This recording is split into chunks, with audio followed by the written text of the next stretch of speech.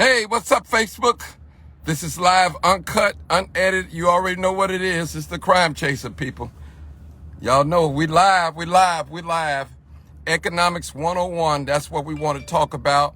I want to educate some educated black people, intelligent black people, as they say. I want to educate you. Now, don't think because you have an associate, you have a bachelor, a master's, or a doctorate that you can't be taught anything. So that's the rule of thumb. Now, you can be taught because learning is ever learning. Learning doesn't stay still. So we're going to talk about economics 101. And we're going to equate it to shopping black owned for those that look like me. We learn how to support one another.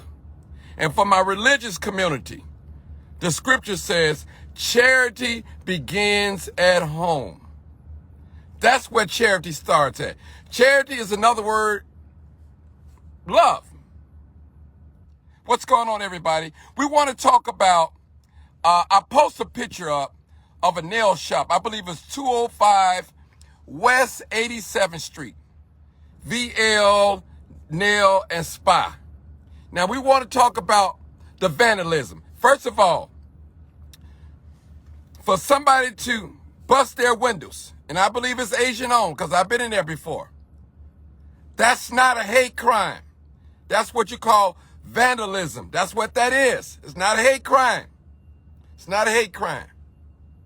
Hate crime, you do that on people, not objects. Let's get that clear. Now, let's get back to the economics, to my sisters that don't care, that's wrestling with low self-esteem. Are you choosing beauty over unity? Let me say that again. Are you choosing beauty over unity? You said, well, Martin, it's my money. I work for it, and I could spend it where I choose to. The power of choice. And guess what? You're 100% correct. Now, let me ask you a question. Why is it the money that you work for, that's your money, why is it that you always spending your money with the other man and not with the man that look like you? Why? Why you feel compelled or obligated to spend your dollars, all of your dollars, with the other man? And these are the things that I hear. Well, black people don't do business right. They talk too much. They too expensive. So you telling me T-Mobile is not expensive? AT&T is not expensive? Comcast, Infinity is not expensive? You telling me these other business places, they're not expensive? Huh? And I guarantee you, those of you that's listening to me under the sound of my voice, that you've had a problem with ComEd, but I'm going to hold up. I guarantee you had a problem with ComEd. I guarantee you had a problem with T-Mobile. I guarantee you had a problem with Comcast, AT&T, People's Gas, even your credit card, Discovery. I guarantee you even had a problem with your banking system, which is owned and operated by white people, the other man. The other man or men, whatever you want to call it. So don't give me that BS that black people can't do business. All you got to do is punch in your computer and look back to the 50s and 60s. We had our own everything until segregation came, until we wanted to eat with the white folks, until we wanted to sit down at the table and eat in their restaurants, go to their hotels, and do everything just like them. People, I'm going to say something. This is Economics 101 to my educated people. Have you ever wondered why you don't see young Jewish thugs standing on a corner in Skokie? Have you ever wondered why you don't see young Asian thugs standing on a corner in Chinatown or up north? Have you ever wondered why you don't see a lot of Mexicans and Latinos standing on a corner as much as we do? And I'm going to tell you why. We start with the Latino Mexican family. They have mom and pop stores. They know how to support each other in their business. They know how to support it.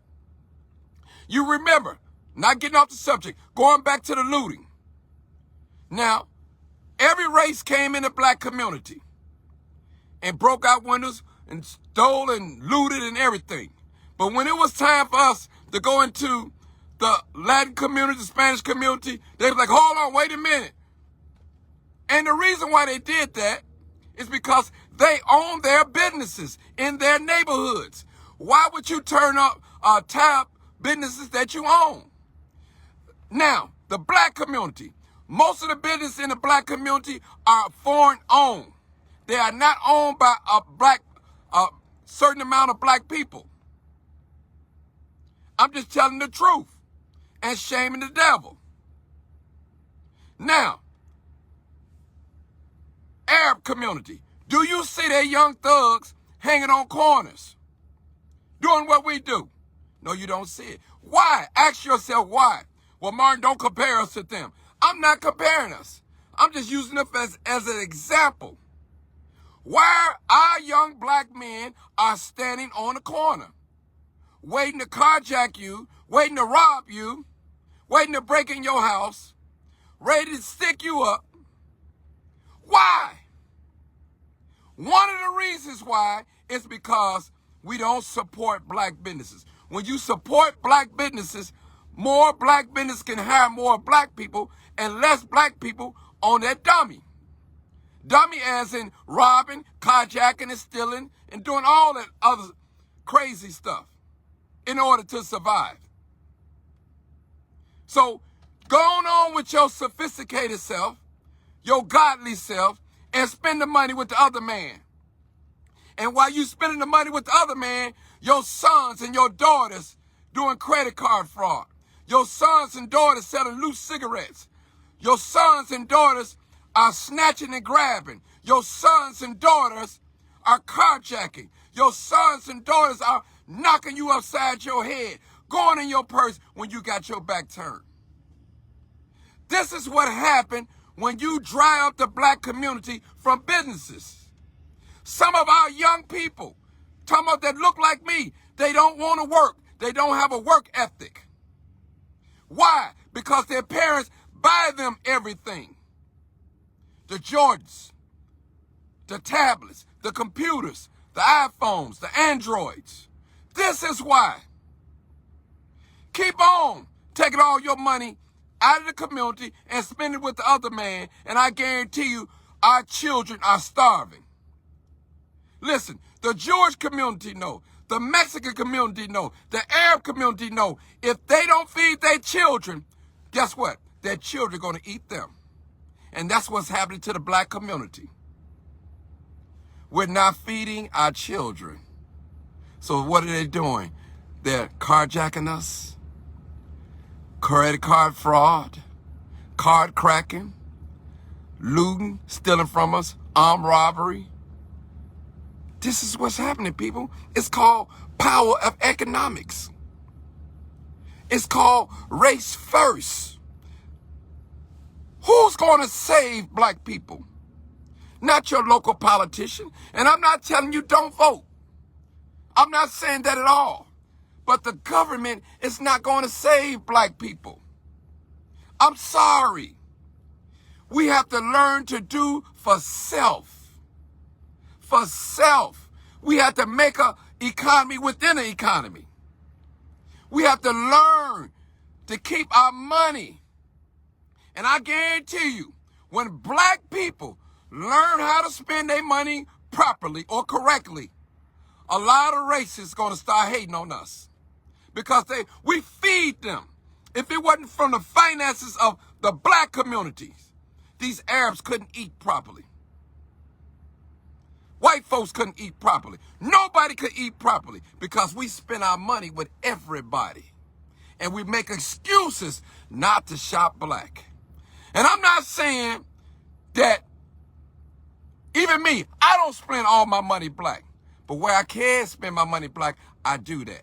And sometimes when I know When I have to shop with black businesses, I might have to pay $10 to $20, $30 more. I might have to. And I'm prepared to do that just to keep the black businesses going. Trust me. And I'm not going in these black businesses because I'm the crime chaser. Give me a discount.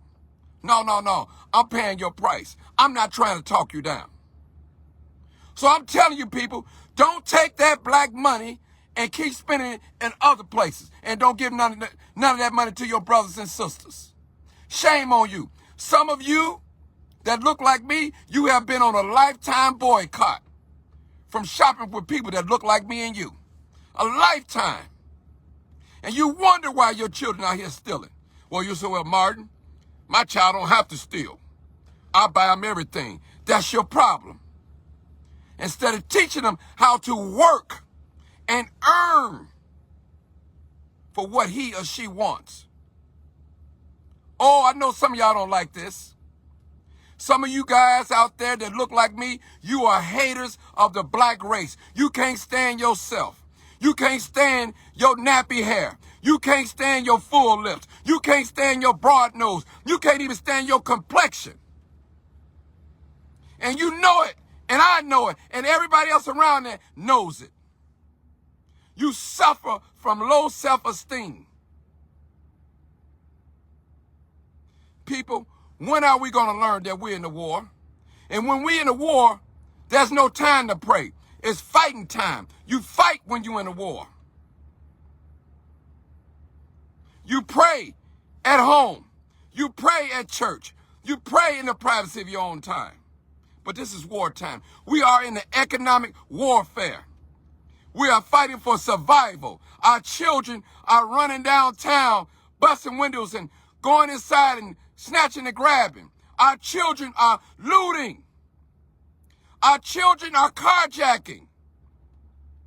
Our children are committing credit card fraud. Our children are robbing us. Our children are pulling guns on us. And what are they doing it for? Money. They want money. Teach them how to earn money. Young people need money. Some of these young people, if you gave them a job, they wouldn't know how to keep it because they don't know how to follow orders. They've been taught wrong. They don't know how to respect authority.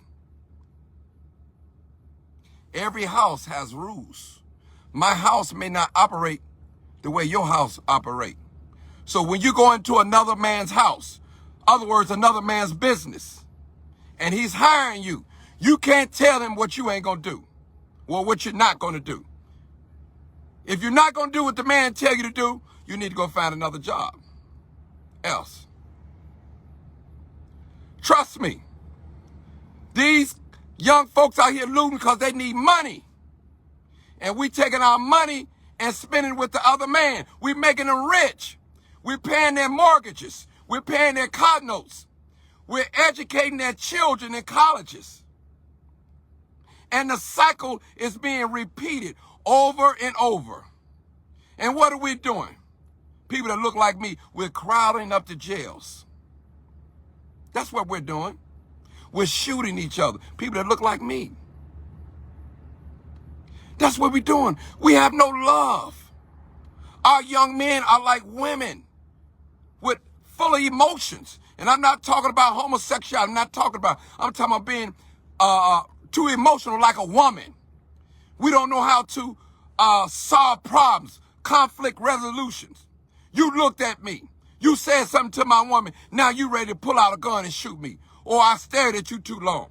Now there's a confrontation. Something is wrong with us. We are sick and we need help.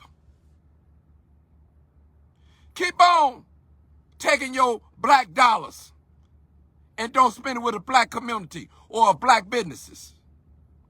And that's why your children out there robbing and stealing and killing. Ask yourself a question. Why the Arab community, the young folks ain't out there doing what our young people are doing? Ask yourself, why the white folks ain't standing on the corners robbing us? Out in the open like that. Why? Young people need money. I'm telling you. They're not going down here stealing and robbing, killing, and just taking penitentiary chances for nothing. They need money. They need jobs. And they need to learn how to work for money. We have to teach them that. We have to teach them the value of money. This is economics 101, people.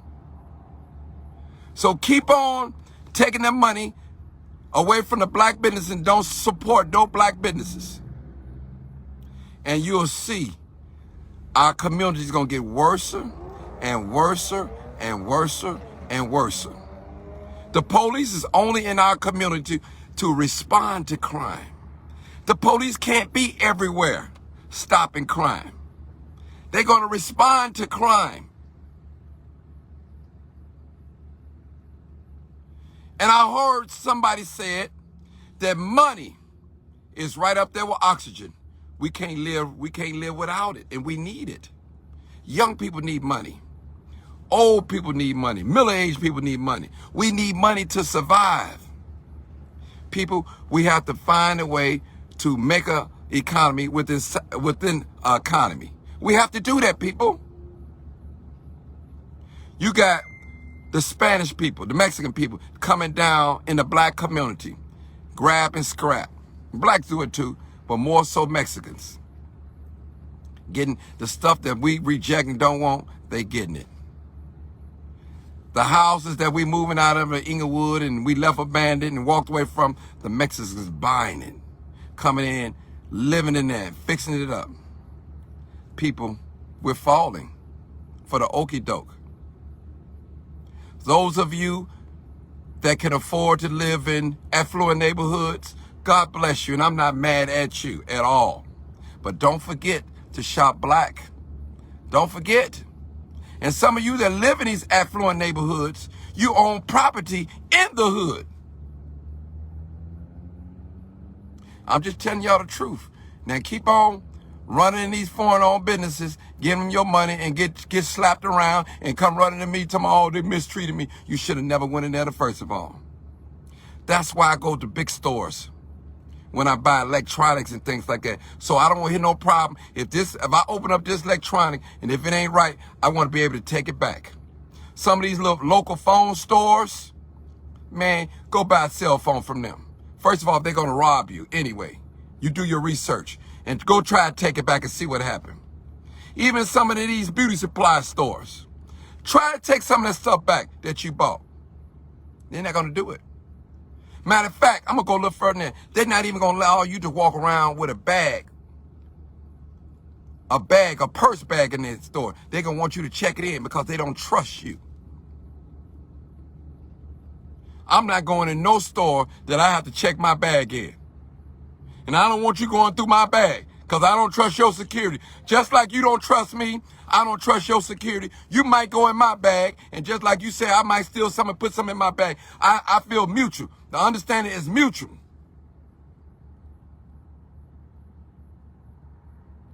Thank you. That's all I had to say. For all you little educated Negroes, keep on, keep on, keep on, keep on. And don't shop black and see what happens. Keep on doing it. And you're going to see what happens. There's going to be a fall. And before you look up, you're going to have 0 black businesses. 0. Quit making excuses. Yes, it's your money. Yes, you work hard for your money, and you can spend it whatever you want. But why is it always with the other man and not the man that look like you? That other man never invited you to a barbecue. That other man never invited you to a wedding. That other man have never invited you to dinner. And none of that. That other man just there to get your dollar. Get your dollar. Trust me, when people come in the black community and do business, they don't care nothing about no black people. They care about that money that you got. It's just like you see a fruit tree. You ain't thinking about the tree. You want that fruit off that tree. That's all you want, nothing else. And that's all they see you as money. Money, money, money. Get the black people money. And they want it. That's business. I can't be mad at them. But I'm one of those smart Negroes. can't anybody get my money, and can't anybody treat me any kind of way and get my money. I don't care if it's 50 cents, $1, 10, 20. You can't get my money and mistreat me. You give me once, you give me twice, shame on me. Thank y'all so much. This is live, uncut, unedited. Don't forget, charity begins at home. Church folks, educated folks. It's called economics. It's not racist to spend money with people that look like you. You support your own first. That's just like a father. Go out here, be a father to somebody else's children and not being a father to their own. And that's not right, is it? That's not right. So don't be a father to somebody else's child when you can't be a father to your own. I got to keep it real, people.